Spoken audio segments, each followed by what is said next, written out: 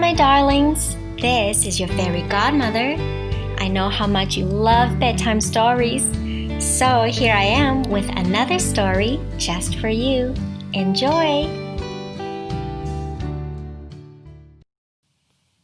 Today's story is called The Wolf and the 7 Little Kids. Once in a land far, far away stood a small stone cottage. The cottage was owned by an old mother goat, and the mother goat lived happily in the cottage with her 7 very precious little kids. "Dear children, the cupboards are bare," said the mother goat. "I must go out immediately to run some errands." "Okay, Mommy," chanted the 7 little kids. "While I'm gone," said Mother Goat, "you must be on guard at all times. I have seen a beastly wolf lurking nearby, and if you let him in, he's sure to gobble up the lot of you." All 7 of the little kids looked extremely frightened.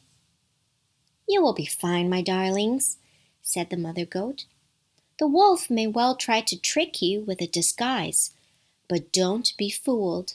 You will know it is him straight away by his deep, gruff voice and big, hairy feet." The 7 little kids seemed comforted by this and said, "Thank you, Mommy. We will be on guard. And please don't worry. We won't be fooled by the wolf's disguises." Mother Goat gave each of the 7 little kids a lick goodbye and then left to run her errands. 30 minutes passed, and there came a knock at the door. "Dear children, I'm home," said the voice. "I've returned with a special treat for each of you to enjoy." The smallest little kid turned to the others and whispered, "That isn't Mummy's voice. It is much too deep. This must be the wolf." "We will not open the door," they cried. "You have a deep, gruff voice, and Mommy has a soft, tender voice. You are the beastly wolf. Be gone, be gone." It fell silent. The wolf had gone, but he had not gone far.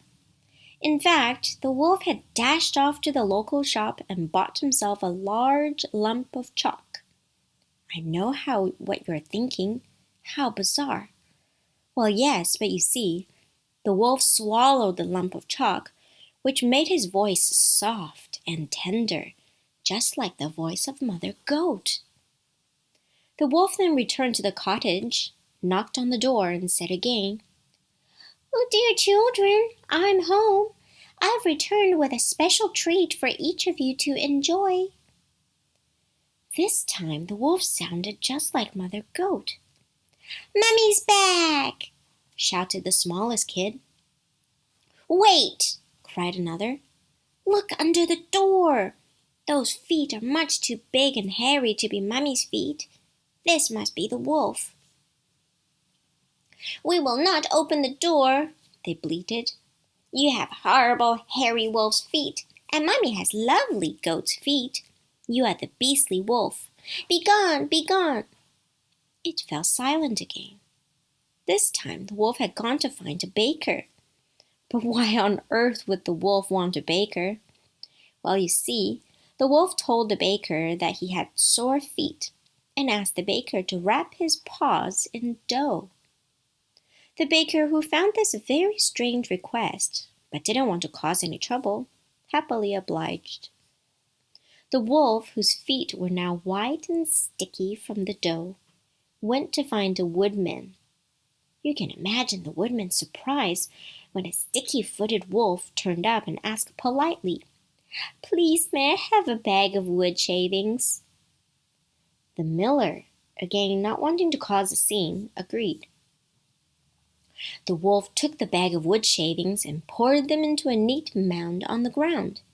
He then dunked each of his sticky, doughy feet into the wood shavings to make them look just like the feet of Mother Goat. Without delay, the wolf hurried back to the cottage. He knocked on the door as before and said, "Oh, dear children, I'm home. I've returned with a special treat for each of you to enjoy." The 7 little kids looked at each other. "It sounds like Mummy."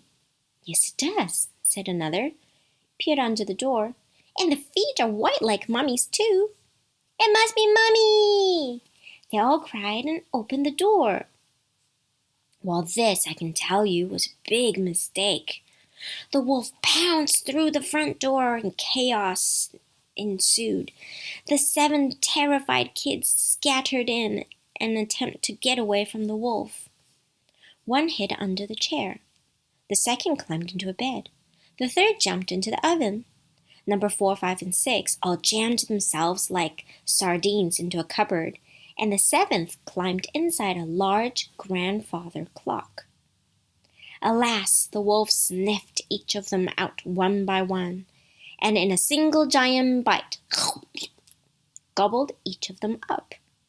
The only kid to survive was number 7, who hid ever so silently inside the grandfather clock, and as a result was never found by the wolf.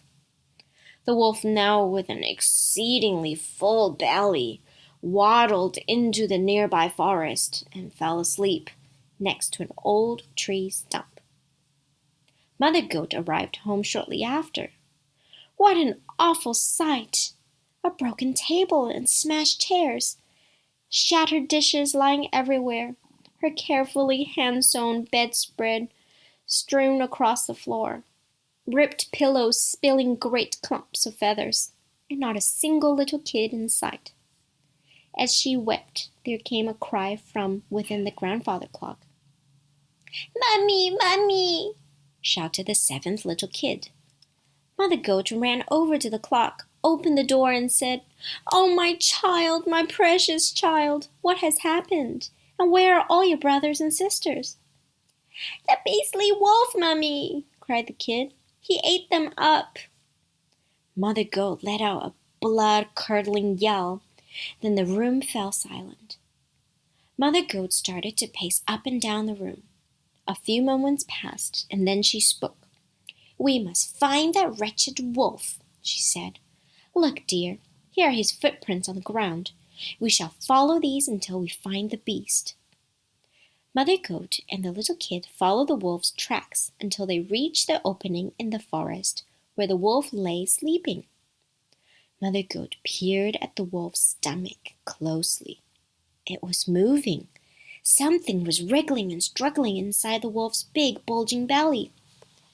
"Couldn't be," she thought, "that my children are still alive in there." "Quick, quick, my dear," she said to the little kid. "Run home and fetch me a pair of scissors and my sewing kit." The little kid dashed home and returned quick as a flash. Mother Goat took the scissors, pierced the wolf's stomach, and began to snip. No sooner had she made the first cut when the first little kid popped her head out, looked at Mother Goat, and said, "Hello, Mummy." The little kid jumped out, closely followed by her 5 brothers and sisters. But how could the kids still be alive? Well, you see, the wolf was such a greedy guts that he had swallowed each of the kids whole without chewing one single time. So the kids were completely unharmed. No scratches, no teeth marks, nothing.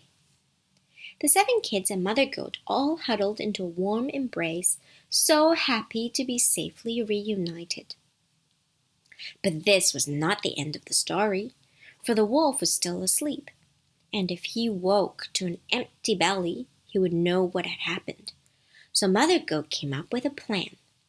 "Dear children," said Mother Goat to her 7 little kids, "you must now forage for large stones and bring them back to me as quickly as you can." And they did just that.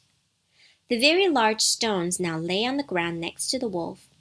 Mother Goat then placed the large stones one by one into the wolf's belly and sewed up the opening very tightly with a needle and thread. Several hours passed, and the wolf awoke. "Oh my," said the wolf. "I have a terrible thirst. I must go to the well straight away and get some water to drink." As the wolf waddled to the well, The stones began to clunk and rattle in his stomach. I ate 6 kids and all of their bones, but now it feels like I've swallowed big stones.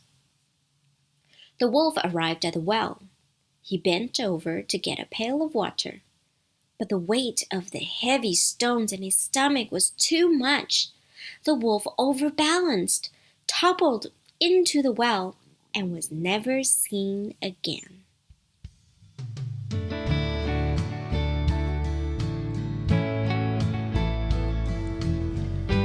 That's the end of the story. I hope you enjoyed that one.